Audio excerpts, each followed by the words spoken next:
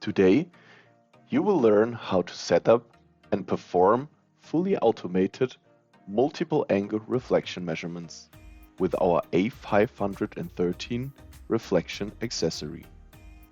And combined with our intuitive A513 measurement workflow, which is available in Opus Touch. After we have entered the workflow, we can enter the information for our sample name and sample form.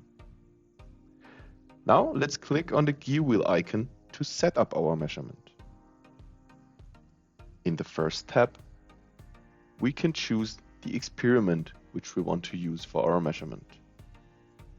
We have also the possibility to override two parameters for our sample measurement, the resolution and the sample scans.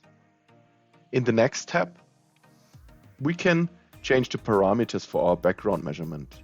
Here, you can set an individual value for the background scans.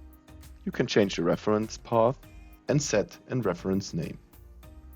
And also, there's a checkbox where you can decide if you want to use one reference for all angles or if you want to collect an individual reference for each and every angle, which we set now.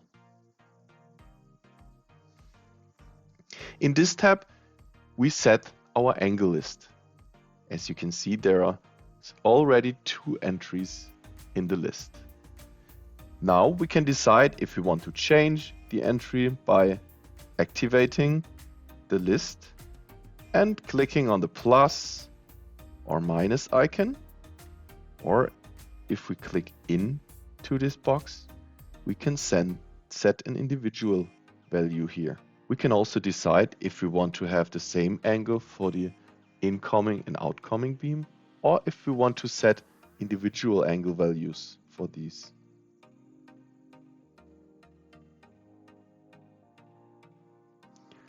If we want to add a new entry on the list, we just need to tap on the plus icon. And then again, change the values .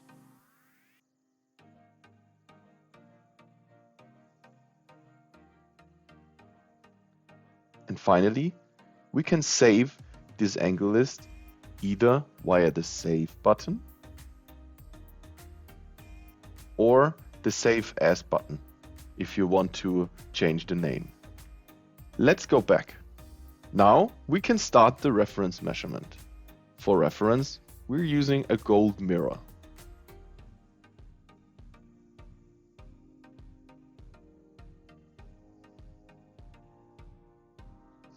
The background measurement is now successfully finished. Now let's go on with the sample measurement. Therefore, I will change the gold mirror and insert a polymer sample.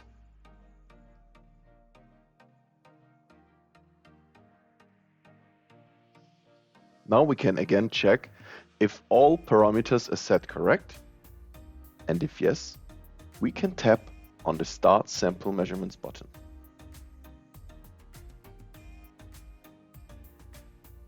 Here we can see the first result of the first angle.